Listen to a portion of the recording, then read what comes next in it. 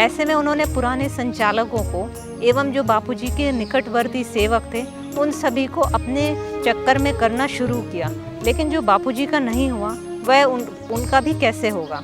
छोरी के आश्रम में जो लड़कियां रहती हैं उनके ऊपर भी बहुत दबाव बनाया जाता है। वहाँ पर ना बापूजी का फोटो रखने दिया जाता है, न बापूजी के दर्शन करने की कोई इजाज़त दी जाती है। यही देख लें आप अपने धर्म के पैसों का इकट्ठा करने का फल कि आपको छुपकर शिव मंदिर में गांव वालों से बचना पड़ रहा है।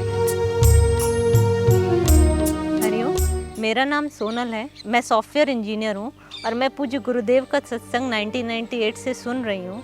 पहली बार मैंने जब बापूजी दमोह आए थे तब पहला रूबरू में सत्संग बापूजी का सुना था। उसके बाद 7-8 साल के बाद इतना भटकने के बाद मेरे को पूज्य गुरुदेव से दीक्षा लेने का सुअवसर 2005 में मिला। मैं ये आपको इसलिए बता रही हूँ क्योंकि पूज्य गुरुदेव जो साक्षात्कारी हैं, ऐसे महापुरुषों का मिलना बहुत दुर्लभ है। मैंने कई लोगों के सत्संग सुने, कई बार दीक्षा लेने का भी अवसर मिल रहा था, फिर भी नहीं ले पाई। तो मैं आपको यही बताना चाहती हूँ कि बापूजी का मिलना और ब्रह्मज्ञानी गुरु का मिलना और उनसे दीक्षा पाने का सौभाग्य मिलना बहुत कठिन है। अभी जो मैटर चल रहा है वो तो आप सभी को पता ही है, लेकिन कैसे इनका 20 सालों से धतिंग चल रही है छोरी की, उसके बारे में मैं आप लोगों को कुछ बताना चाहती हूँ। ये कैसे नेटवर्क बिछाते थे और पुराने साधकों को अपने कब्जे में करते थे। सबसे पहले जब पूज्य गुरुदेव कभी किसी साधक के शिष्य की अगर कसौटी लेते थे या किसी संचालक के थ्रू उसे टाइट करवाते थे, तो ये जो छोरी है वो उन्हें सांत्वना देकर अपने कब्जे में करने की, अपने चक्कर में करने की कोशिश करते थे। वे उन्हें अपने तरफ खींचते थे, थुमकियाँ देना, इस तरह से वे पहले अपने पास खींच लेते थे। उसके बाद वे साधकों को बापूजी के लिए धीरे धीरे नेगेटिव बातें बोलना, जहर भरना, ब्रेन वॉश करना, इस तरीके से वे काम करना शुरू किया। ऐसे में उन्होंने पुराने संचालकों को एवं जो बापूजी के निकटवर्ती सेवक थे उन सभी को अपने चक्कर में करना शुरू किया, लेकिन जो बापूजी का नहीं हुआ वह उनका भी कैसे होगा। इसके बाद इन्होंने अपनी जब अलग संस्था बनाई तो इनको फंडिंग, पहला तो इन्होंने श्रद्धांतरण का काम किया, फिर इनको फंडिंग की ज़रूरत थी तो इन्होंने साधकों को झूठ बोलकर गायों के नाम पर गायों को प्यार करते हुए दिखाया, गरीबों को गले लगाते हुए दिखाया। इस तरह से उन्होंने अनेक प्रकार से बेईमानी करके साधकों का धर्म का पैसा इकट्ठा करना शुरू किया। एक काली नागिन शीतल और ये छोरी जिसका ना कोई गुरु है ना कोई पति है, इन्होंने गुरु पूनम के प्रोग्राम के निमित्त साधकों से करोड़ों रुपए में पैसा इकट्ठा किया। बरकाल में नर्मदा के किनारे इन्होंने ज़मीन और मकान बनाया, वो भी ऐसी जगह बनाया जहाँ पर कोई जा ही नहीं सके। 50 लाख की ज़मीन इन्होंने 2.5 करोड़ में खरीदी। क्या साधक नहीं जानते आपकी सच्चाई? ये सब क्या धतिंग मचा रखी है आपने।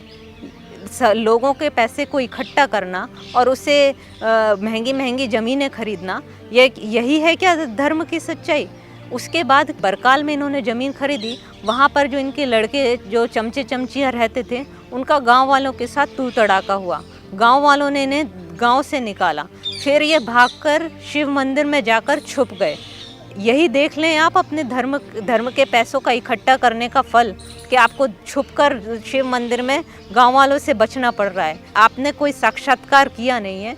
जब बापूजी ने पहले भी सत्संगों में बोला हुआ है कि छोरी को कोई साक्षात्कार नहीं हुआ है, इन्होंने अपनी वासना के कारण अलग से इन्होंने अपना एक संस्था खड़ी की और जो हमारे भोले भाले साधक हैं उन साधकों को इन्होंने इकट्ठा करने का काम शुरू किया। इनका एक और प्लान था कि अपने चमचे चमचियों को आश्रम में रखना और कुर्सियों पर बैठाना। इनके चमचे चमचियाँ ऐसी अफवाह उड़ाया करते थे कि यहाँ के संचालक खराब हैं, इन्हें हटाओ।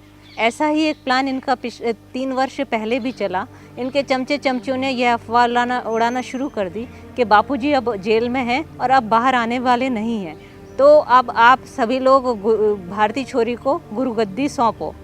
जब बापूजी हमको, पूज्य गुरुदेव हमको एक गुरु के नाते हमको उपदेश कर रहे हैं, तब हमको उनकी बात को में श्रद्धा रखनी चाहिए। मैं उनके चेले चपाटों को, छोरी के चेले चपाटों को बोलना चाहती हूँ कि आपको कहाँ श्रद्धा करनी है और कहाँ विवेक करना है, इसका आपको ज्ञान होना चाहिए। छोरी जो साधकों का पैसा इकट्ठा कर रही है उसमें जो उनकी माँ है वो कहाँ तो गुरु माँ होकर पूजी जाती थी और कहाँ आज पूज्य गुरुदेव की नज़रों में कन्हैया कंडक्टर की बहन बनकर रह गई हैं। मैं आपको यह बोलना चाहती हूँ कि आप कितना धर्म से गिर गई हैं। आपने संचालक ऐसे हैं, संचालक वैसे हैं। आप बोलते हैं कि गुलाब का फूल तो आश्रम में चढ़ाओ और कवर आप भारतीय छोरी को दो। आपके ऐसे लक्षणों से ही आप गुरुदेव की नज़रों से गिर गई हैं। मैं आपको बोलना चाहती हूँ कि जो भी धर्म के पैसे को लेता है उनको बर्बाद करता है और उसमें जो सहयोगी भी होते हैं ऐसे लोग अधोगति को प्राप्त होंगे। अगर आप भी छोरी का सहयोग कर रही हैं और करने में आगे भी सहयोग करती हैं तो आपका अधोगति निश्चित है। छोरी के आश्रम में जो लड़कियां रहती हैं उनके ऊपर भी बहुत दबाव बनाया जाता है। कई लड़कियां ऐसी हैं जो वहां पर रहने के बाद वापस आश्रम में आईं और उनको अपनी भूल का अनुभव हुआ। छोरी का एक स्कूल भी चलता है जहां पर वे प्राइवेट नौकरी पर लड़कियों को रखती हैं। वहाँ पर वे इतना कम वेतन देती हैं और लोगों का शोषण करती हैं और फीस के नाम पर वे खूब धन इकट्ठा भी करती हैं। तो जो लड़कियां हैं वहाँ पर ना बापूजी का फ़ोटो रखने दिया जाता है, ना बापूजी के दर्शन करने की कोई इजाज़त दी जाती है। तो इस तरीके का शोषण करके आप क्या प्रूव करना चाहती हैं? माँ बेटी को साक्षात्कार तो हुआ नहीं है और फिर भी आप लोगों के पैसे इकट्ठे करके क्या धतिंग मचाना चाहती हैं? जो चेले चपाटे हैं उन्होंने मेरे को प्रश्न किया कि दत्तात्रेय जी ने तो 24 गुरु किए थे, तो हम उनके पास जाते हैं, इसमें क्या प्रॉब्लम है? तो मैंने कहा दत्तात्रेय जी की बात तो बहुत अलग है। दत्तात्रेय जी भगवान के अवतार थे। दूसरी बात, उन्होंने जो 24 गुरु किए, जैसे सूर्य को गुरु किया, तो ये सब सीख के प्रतीकात्मक थे। वे जो हयात महापुरुष होते हैं, जो हमको गुरु गीता ने बताया है, वैसे सदगुरु नहीं है। हमारे पूज्य गुरुदेव ने परम लक्ष्य को जो प्राप्त किया, हमको वो ही हमको परम लक्ष्य तक पहुंचा सकता है। जिसने खुद ही प्राप्त नहीं किया, जिसने खुद ही साक्षात्कार नहीं किया, वो तो आप समझ सकते हैं कि वो हमको कहाँ तक लेकर जाएंगे और किन नीच योनियों में लेकर जाएंगे। कृपया सभी साधक जो छोरी के चक्कर में हैं, जो छोरी ना गुरु की हुई, ना पति की हुई, ना पिता की हुई, वो कहीं की भी नहीं रही, तो वो आपकी क्या रहेगी? इतना तो आप विवेक रखिए। आपको ब्रह्मज्ञानी गुरु मिले हैं तो आप केवल ब्रह्मज्ञानी गुरु की शरण में ही जाइए और कहीं पर भी आप इधर उधर नहीं भटकिए।